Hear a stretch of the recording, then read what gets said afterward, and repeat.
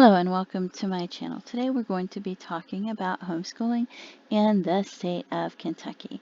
And we're going to cover a variety of things, but I want to begin with the hslda.org website. And if you need a membership so that you need to help with attorney or legal questions or legal problems, this is the place that can help you. And you can always check their website to see if it's updated or anything's changed, because I think they stay pretty update. And I don't know when you're watching this video, it could be 2 or 3 years from now. So that starts out, it's with how to comply with Kentucky's homeschool law. And I'm not an attorney, I don't know legal things, but they would be able to help you. And they have a video you can watch. And it says, number 1, you have to notify the Board of Education yearly. Send a private school notice of attendance to your local Board of Education within the first 2 weeks of the start of the school year. Traditionally, this has been interpreted to be within 2 weeks from the first day of school in the local school district. So, no later than the second week of August. This notice should list the students in your attendance at your school and includes their names, ages, and addresses. It says there's a notice of attendance form which is attached below, and it's available to their members. You have to keep attendance records and scholarship reports. It says example report cards in a similar manner as your public schools do. Generally, this means the reports must be updated every 6 to 9 weeks, depending on the schedule your school district has chosen. You can go online and find report cards, sample report cards that you can print out and utilize that are free at different websites. So it says a parent must ensure that at least 1,062 hours of instruction is provided to their child. This has to be done over at least 170 days. While some parents prefer to keep a daily record of the hours of instruction they provide, if the amount of time you spend is fairly consistent, you can continue to primarily count days as long as the total adds up to 1,062 hours over at least 170 days. And a lot of people choose to keep a binder or a portfolio where they keep these things. And inside of that, you might want to take a placement or assessment test. Well, I might show you where you can get some. They're free on the internet, and that way you can find out what they need to review. If they're on the same level in math and English, they may not be, and where they're at, so that you can have a plan for what you want to teach them throughout the year. If you state homeschool laws, you might want to print that out and put that in your binder. Copies of forms that you filed with them and proof that you filed them, you might want to put that in your binder. 2 calendars that are maybe 1 or 2 pages with little boxes. One where you plan on having your school days marked off, and the holidays and the field trip. And you can put like an X for the school days and an FT for field trip, H for holidays, or you can use markers, and you can put the time that you're going to have school from in the corner on that calendar. And then as it changes, like even public schools have snow days, you can have another calendar, put the actual mark it off the days that you actually have school, which shows attendance. When you brainstorm your favorite resources on the internet and the websites and the workbooks that you're considering using, you might want to create a list of this and then have a new list of the ones that you're actually using that year. So the next year you can look back and look at your favorites and easily choose what you want to use for that year. And you can have that in your binder. And it shows that you're creating a plan. You can have the list. When you choose a website, you can print out the online curriculum that they're using, or a workbook. You can print out, it's like at the table of contents. It might show the activities they're going to be doing throughout the year, and you can print that out and put that in your binder. Your field trips, you can put that in there, what you plan on having for field trips and then your actual field trips. Sample work, and you can choose work that showcases the best work from the student, work that's progressive, or work that shows a variety of skills. And progressive would be like you're having them time in their multiplication on a worksheet, and then a month or 2 later you're timing it again, and they've gotten faster at it. So that's progressive. And a variety of skills would be like learning their adjectives on one sheet and their pronouns on another and their adverbs on another, And you might want to have the student keep their own portfolio and binder and self-evaluate themselves, and they would probably want to showcase their best work, whereas a parent might want to show a variety of skills or progressive work. And this will help them to be able to look back on and take pride of their work. And if you write an assessment every now and then, you want to put a positive spin on it. We had a student, and she was behind in her reading for because she had missed a lot of school with one of her parents, and she was homeschooled for a year to get caught up on her reading, and she went up 5 reading levels in 1 year being homeschooled. And then we put her back in regular school the next year, and she went up 2 reading levels. But that way you have a positive spin on their assessments throughout the year. And you can put an assessment here and there, and then every 6 to 8 weeks put an assessment on each subject, and then at the end of the year put an assessment. So if you're showing that they're behind in reading but they have a positive attitude and they're trying, then at the end of the year you can say, oh, they went up so far in their reading, and we think that positive attitude was part of the reason that they did. That way you have different assessments, and that shows that you are taking the time to create such assessments. And if they have self-evaluations, then you can look back on it years later, and it's just a wonderful thing to have a binder. If they do volunteer work, you can create certificates or papers for people to fill out. If they're taking art classes outside of the home or swimming classes at the YMCA, and that's part of your schooling, you can have people fill that out and put, especially the volunteer work, if they're going to college or joining the military, you might want that in your binder. Contacts with emails and addresses for the school, anything to do with the school, for support groups, homeschool support groups. Field trips with a flyer and maybe a page of work with them, even just writing their favorite part of the field trip. If they go on career study field trips like hospital or veterinarian's office, hotel, factories, things like that, you might want to have them create questions to ask, like the skills that they needed for their job, the education they needed, their daily activities that they do, how they use email and technology for presentations or contacting clients, their daily, when they're working on maintaining schedules, meeting deadlines, problem-solving skills, planning and organizing skills, and leadership skills that they need for that job, and how they use them. And that way you can ask them if they can record audio or video footage for the student so the student can review, or the student can just take notes and write down their answers. And this may help them choose a career later, or understand the education they needed, or even just help them with interviews later when they go to interview, if they're interviewing for college or jobs or things like that. This might even help with their communication skills. And you can put things like that in your binder or portfolio. If you keep a daily log, day 1, the date, the time they have the subject, the name of the subject, the activity they did, the next time and the activity they did, you can keep that in there, and that shows day 1, day 2 with the dates, and then you don't have to add up the days, and you can see the hours. And maybe you're teaching the Common Core subjects, but on Wednesday in the afternoon you want to teach electives like cooking, and you might want to do cooking on Wednesdays for 1 month, every Wednesday, and then the next month you want to do sewing with a sewing machine on Wednesdays for a month, and the next month you might want to do candle or leather crafts or things like that. And then Friday afternoon you might want to be playing educational board games like Scattergories or Monopoly, things like that, or having them read educational magazines they got in the mail so that they enjoy that day. So you can create your schedules. Saturday, if you're at home and you're doing the laundry, you're planning your menu and your budget and creating your grocery list, and so you can meal plan. If they're helping you with that, that's educational life skills. And you can create certificates, you can put that down. If you're going to the library or the YMCA on Saturday, you can put that down. Those are hours of their schooling. So you might be homeschooling every day of the week, Monday through Friday, and then Saturday as well, and not even realizing that you're doing it on Saturday as well. You want to make sure that the majority of your schooling is like the Common Core, math, English, reading, things like that. But there are other things that are part of their schooling as well, but that people don't even realize. You're required to teach the subjects in English, including reading, writing, spelling, grammar, history, mathematics, science, and civics in your homeschool curriculum, and teach it in the English language. And you're probably, oh, how am I going to teach civics? And there's a lot of places on the internet, so we're going to go through some of that as well. And then you're going to want to go to the Kentucky Department Board of Education and read their updated information, and probably print it out and put it in your binder with the date that says it was published 10/4/21 and the time. So you might want to print it out, and it tells you the rights of the parents. I'm not going to read all of this to you. I have enough to include in the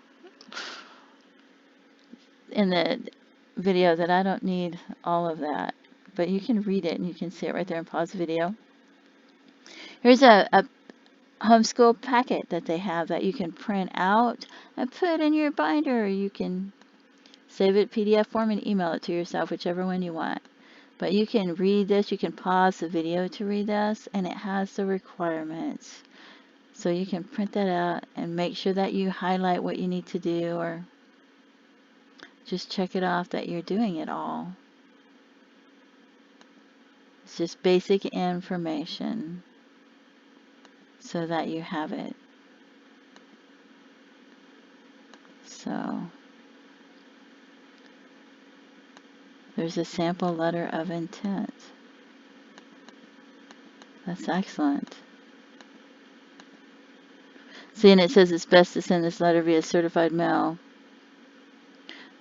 I don't know if you can take it in and get it stamped and dated that they received it, but that would have a copy of it stamped and dated and put in your binder showing you turned it in.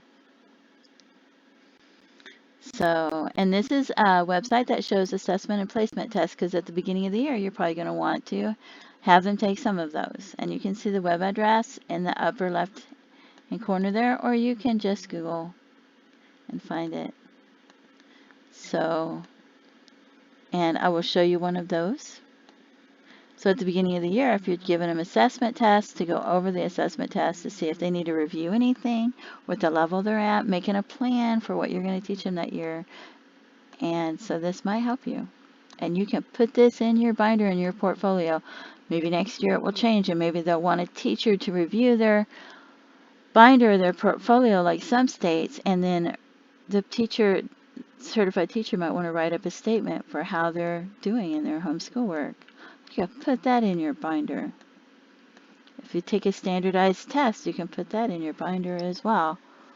We had a student that was homeschooled, and he was in the 6th grade, and he scored 3 above 12th grade scores on his standardized assessment test, and they insisted he had to take one, and we had to drive pretty far to go do it. And then the next year, they didn't want him taking one. They didn't want copies of it. They didn't want to know any of it.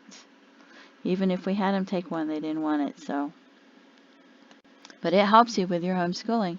You can go online and find free printable calendars, and if it has boxes, you can put a tentative calendar, the calendar that you think you're going to have school days on. But even public schools have snow days and things happen. So then you might want another calendar that you can mark off the actual days that they have school. And you can put FT for field trip, H for holiday, X for school day. You can write in the corner of the calendar what time you started, what time you ended, and that will be another way, other than just your daily log, to show attendance. And this website I just wanted to use to show you if you've ever homeschooled. On the left-hand side, it has a list. So if when you're creating a list of the books, the general homeschool supplies and things you need, this will show you how to do it, and you can put that in your binder.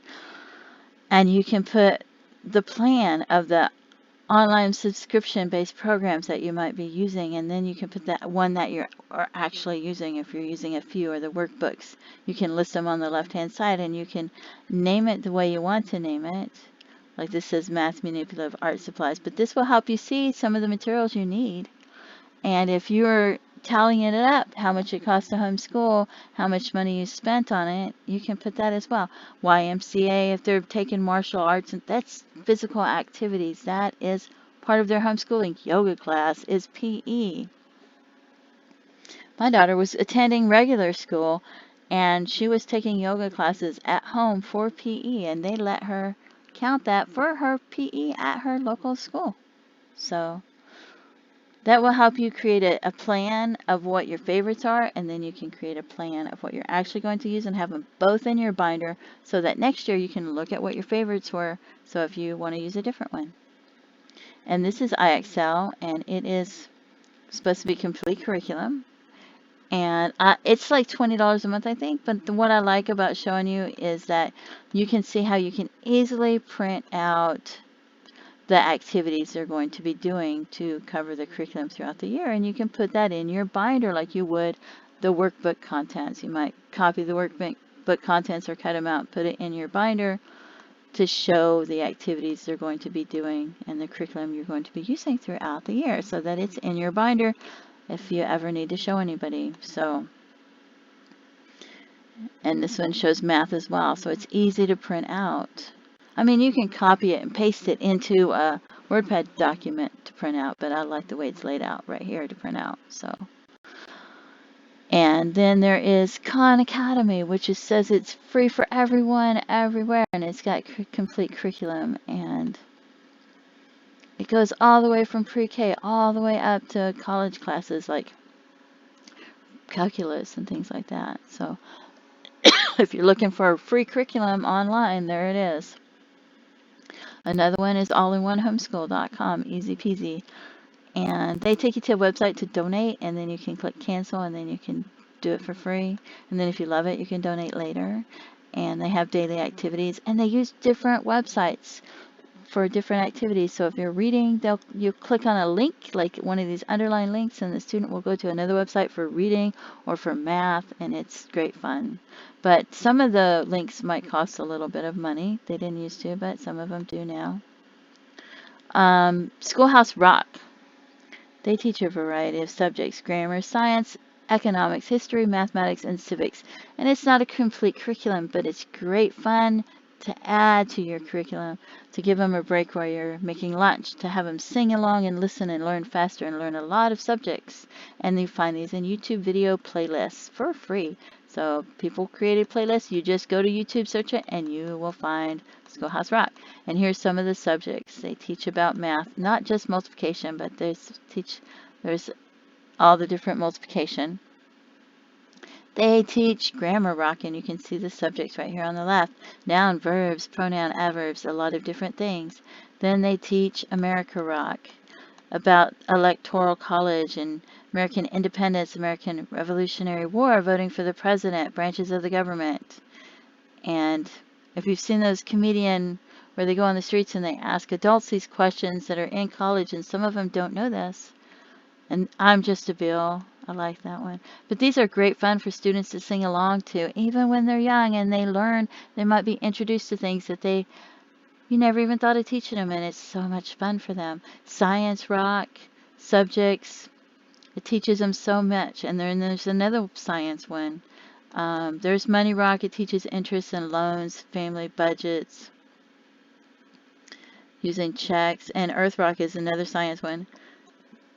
And you can see it teaches them about rainforests and oceans and solar energy and gardens.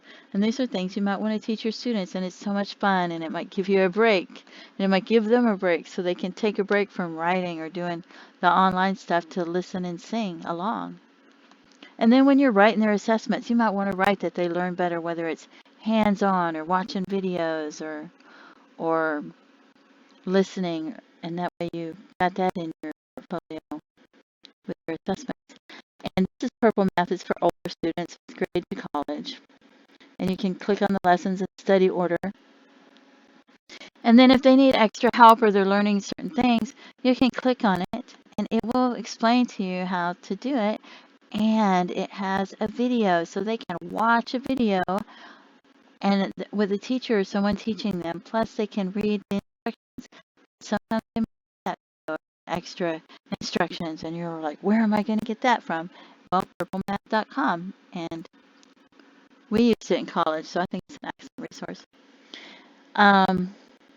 This is Gutenberg, Project Gutenberg, and it has literature for your students. So you can click on the title of the book. You go to the book, you click, oh, I want to read this book online, and boom, there it is. So if you don't want to go to the library due to COVID, there's books. But if you are going to the library, then you might want to make a list of library skills and give them a certificate of completion when they learn those library skills. But this is a great resource. This one has thousands of books. I think it's like 4,000 or 5,000 books. And if they come out different years with different types, the book changed a little, they'll have that in there as well. And it's called the International Children's Digital Library. And you just click on the book like the 3 little kittens. Click on you want to read the book, click on the page, and there it is. And you can turn the page in the upper right-hand corner to the left or the right. And it's an excellent resource. And then another thing you might need is homeschool support groups in Kentucky. And I can't click on these links because they have so many ads and I have so many tabs open that it will slow my video down. But they might have homeschooled for years, and they might have information and knowledge that never even occurred to you. They might have books that you could use for free, or if you want to donate books to other people, other families that are homeschooling, this would be the place to find it. So some of them are free and some of them cost a fee. So you just go and look and see what's out there, and I'm sure this will help you, especially if you have students that are planning on going to college or joining the military and you're trying to figure out what to do for their high school. These is great places to find out. So anyway, I just want to thank you for watching this video, and I hope that it helps someone out there. And you have a great day, okay? Bye-bye.